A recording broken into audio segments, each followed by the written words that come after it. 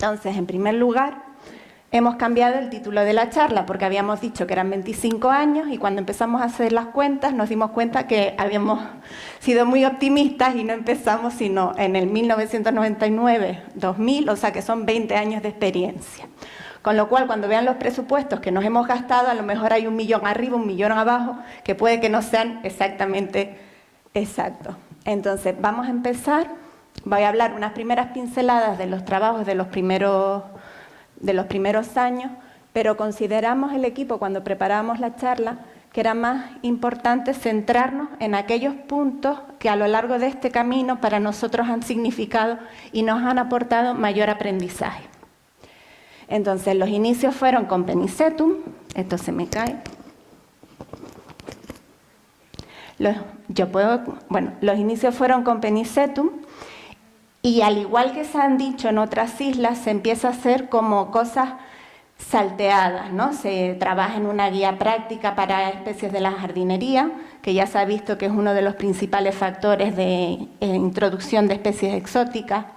Se hace una campaña de divulgación como estilo muy sudamericano, bonitas pero peligrosas. Se trabaja con varias especies más, como las tuneras, los ágaves y demás. Pero realmente lo que está muy clarito, pero el punto a partir del cual hay un cambio en el Cabildo de Tenerife es con la aprobación en el 2016 del marco del MEDI, Marco Estratégico de Desarrollo Insular. ¿Y qué es lo que se consigue con la aprobación de ese marco estratégico por parte del Cabildo? Dentro de lo que el Cabildo considera que es el buen gobierno, es establecer unas líneas de actuación a largo plazo. Y lo que se consigue es lo que muchos cabildos ya han comentado que es necesario para poder avanzar en esta lucha, es tener una línea de financiación con una partida presupuestaria asignada. Hoy, en el Cabildo de Tenerife tenemos 2 líneas de actuación, una para fauna y otra para flora, con un presupuesto. Este es el símbolo del proyecto, del MEDI. Hay 5 ejes y uno de los ejes, que es el de protección del medio ambiente, tiene 2 líneas dentro de lo que es la lucha contra el cambio climático específicas para trabajar en este tema. ¿Qué es lo que a lo largo de la charla verán un pequeño cactus donde hemos intentado reflejar para nosotros lo que ha sido el aprendizaje más importante? Esto lo que nos ha permitido es disponer de una planificación a más largo plazo, poder acometer las actuaciones con una mayor organización. Entonces, voy a pasar para atrás.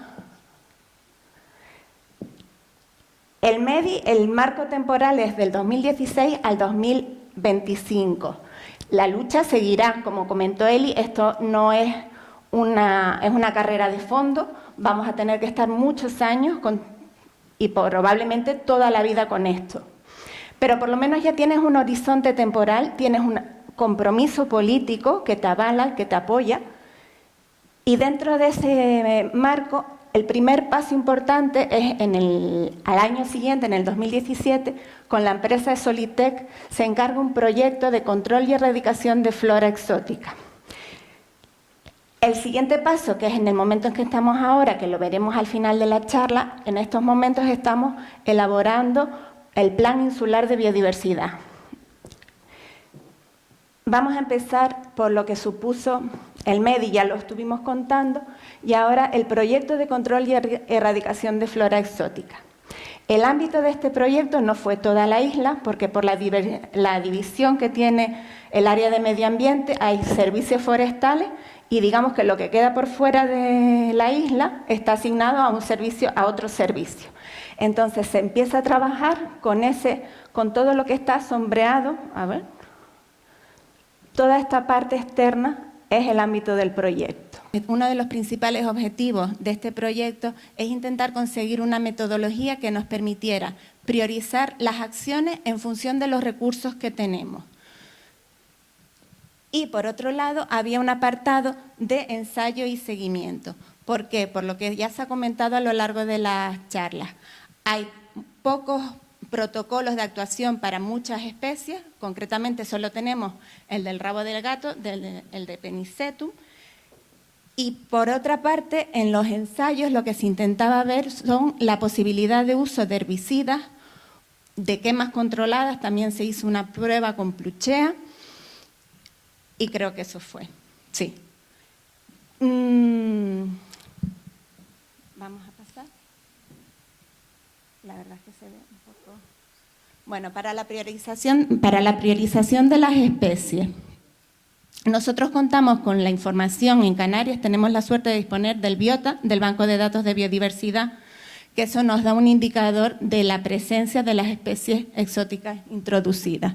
Entonces, atendiendo a esa distribución, en el mapa no se aprecia muy bien, pero ya se ha apuntado que Teno y Anaga son grandes reservorios de flora amenazada en Tenerife y de valor mundial. Entonces, como vemos, las cuadrículas que están sombreadas indican presencia de exóticas. Pues a la vez, estos dos puntos, Teno y Anaga, son zonas donde hay mucha flora a proteger y donde hay muchos avisos de exóticas invasoras. Entonces, eso hace que son dos puntos centrales en la lucha contra las invasoras dentro del programa.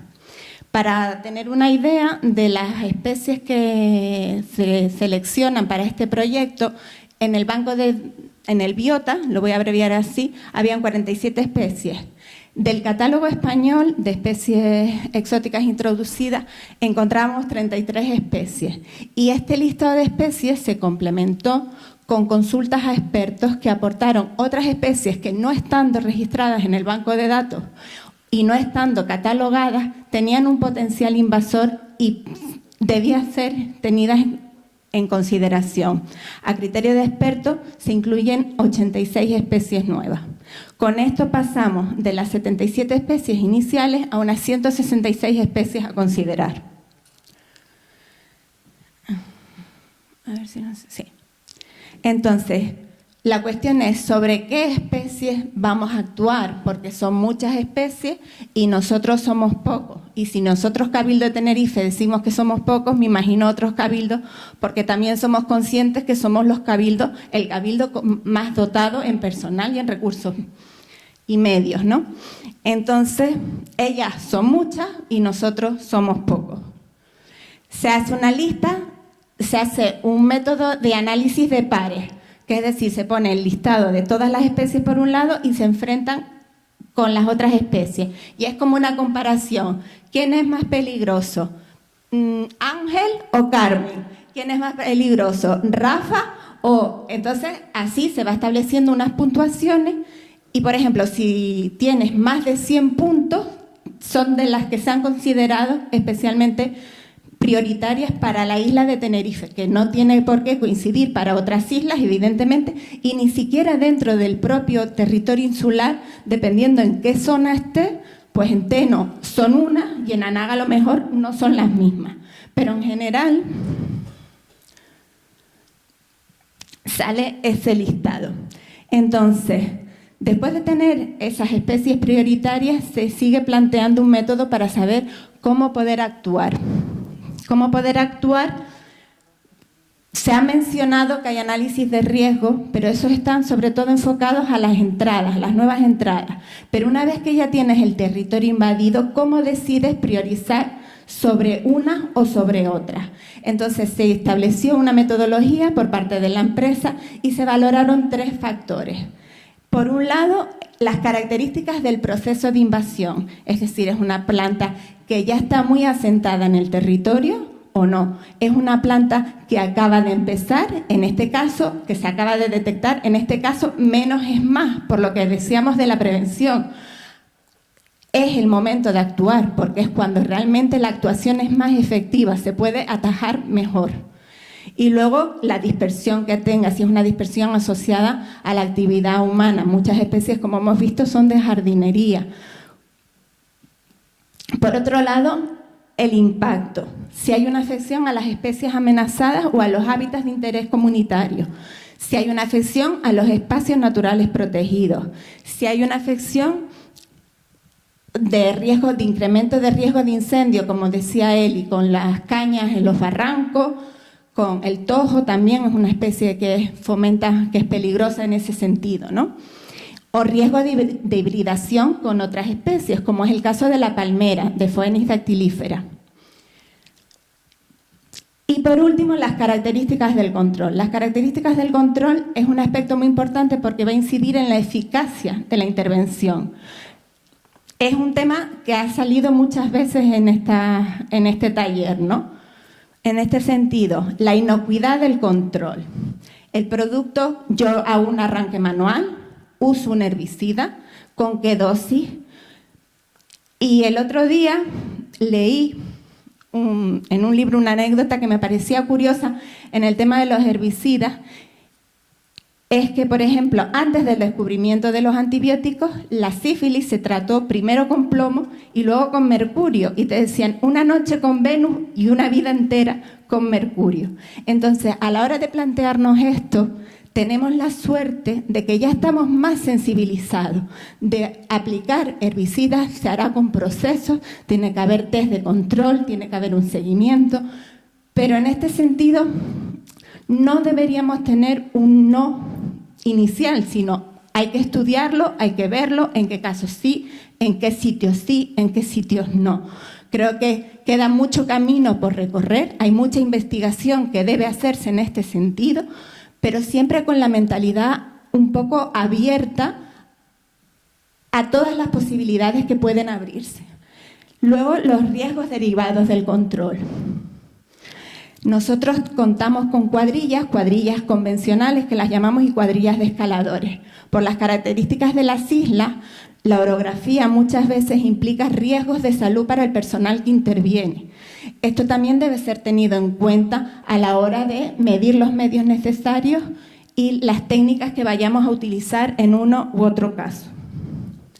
Y nuestras top 15, no puse 10 porque si no habían algunas importantes que se quedaron, fueron estas: Acacia farnesiana. Bueno, pueden leerlo y como las charlas se las presentarán, lo pueden mirar con calma. Lo que sí me parece importante subrayar es, por ejemplo, que Penicetum cetaceum aparece en el 10º lugar, que la caña aparece en el 12º. Esta valoración, que puede resultar engañosa a priori, tiene un componente que no deberíamos desestimar en las estrategias de lucha contra las invasoras, porque estamos midiendo el éxito de la intervención y en ese sentido es lo que apuntaba desde el Gobierno de Canarias. Esto es una carrera de fondo y puede generar mucha frustración. Entonces, al igual que cuando uno estudiaba en la carrera, tenías temas que si eran cortitos los pasabas rápido y te animaba y seguías estudiando con más ganas porque decías, ay, por lo menos uno lo he conseguido. En la estrategia general que utilicemos también debemos intentar apoyarnos en esto, ganar como puntos positivos, como refuerzos en que lo estamos haciendo bien, al margen de que hay que seguir luchando contra todas las demás, pero es intercalar otras especies con mayor probabilidad de éxito también en la lucha. Este es el programa de actuaciones sobre especies prioritarias, la programación de las actuaciones. Como ven, tenemos por un lado los niveles de urgencia de la actuación. Hay 5 niveles de urgencia y en función del orden de importancia, la tabla la pueden ver con más calma, pero solo voy a destacar 2 cosas. Las zonas especiales de conservación siempre tienen la máxima puntuación.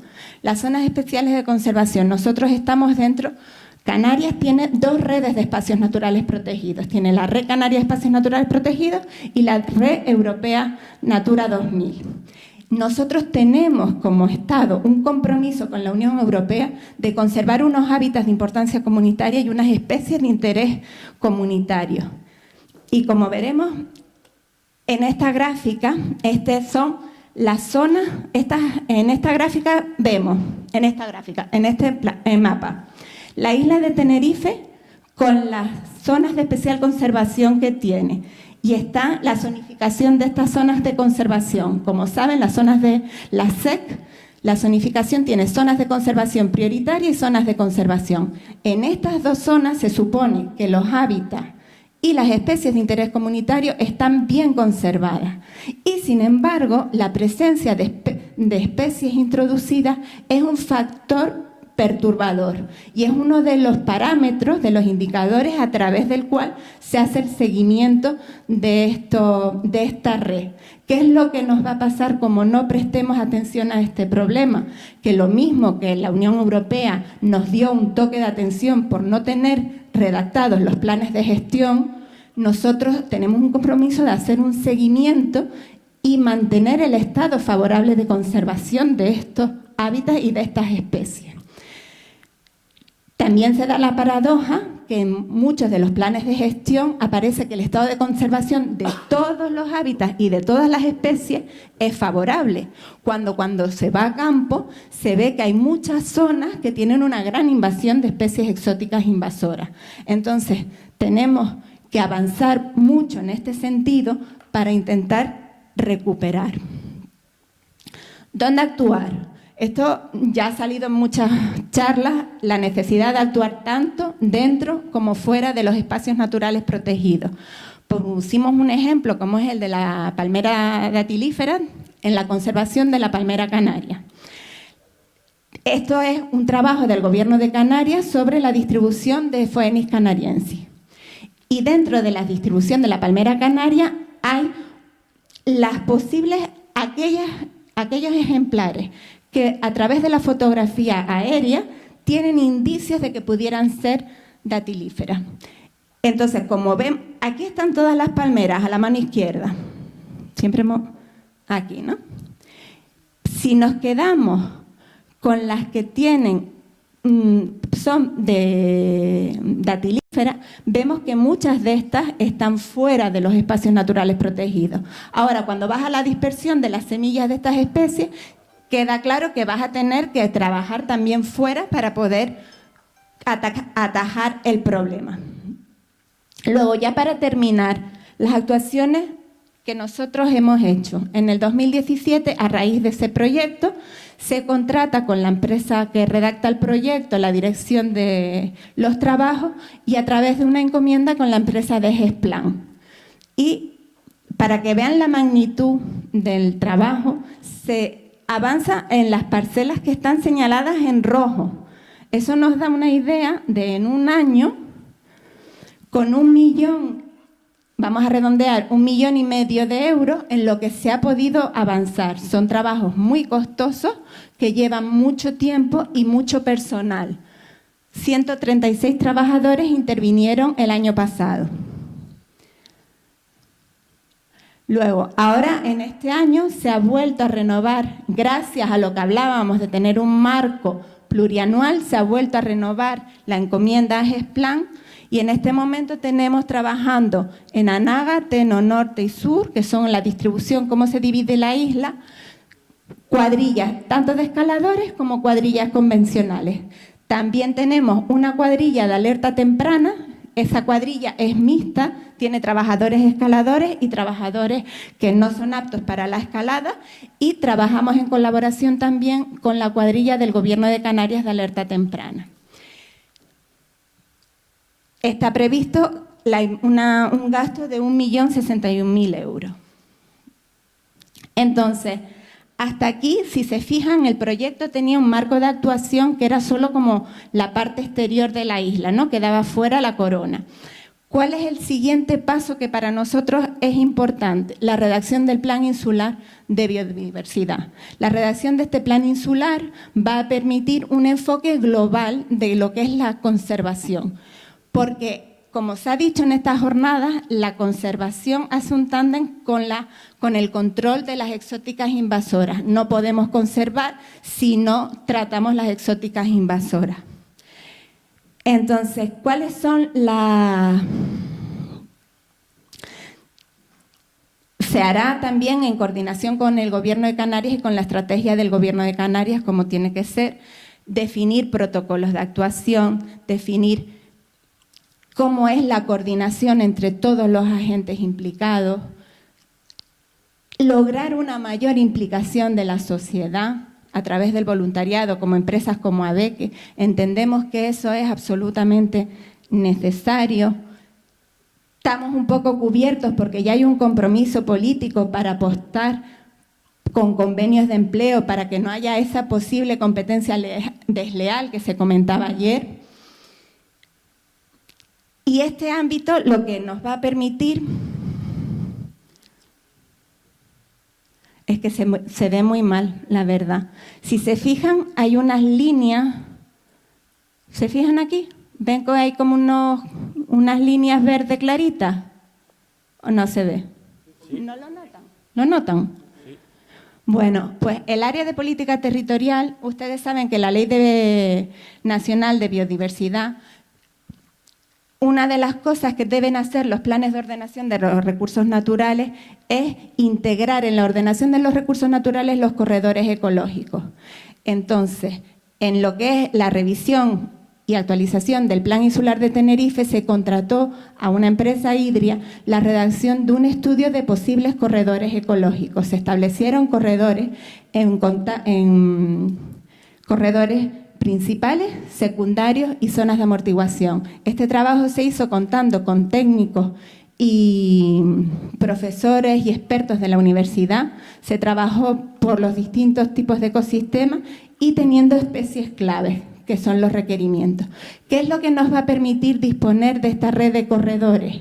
Integrar lo que es los trabajos de control y erradicación, lo que se comentaba ayer en la jornada, fomentar la resiliencia del sistema, es decir, no ver los espacios naturales protegidos como islas dentro de una isla, sino intentar trabajar la conexión. Y lo mismo que debemos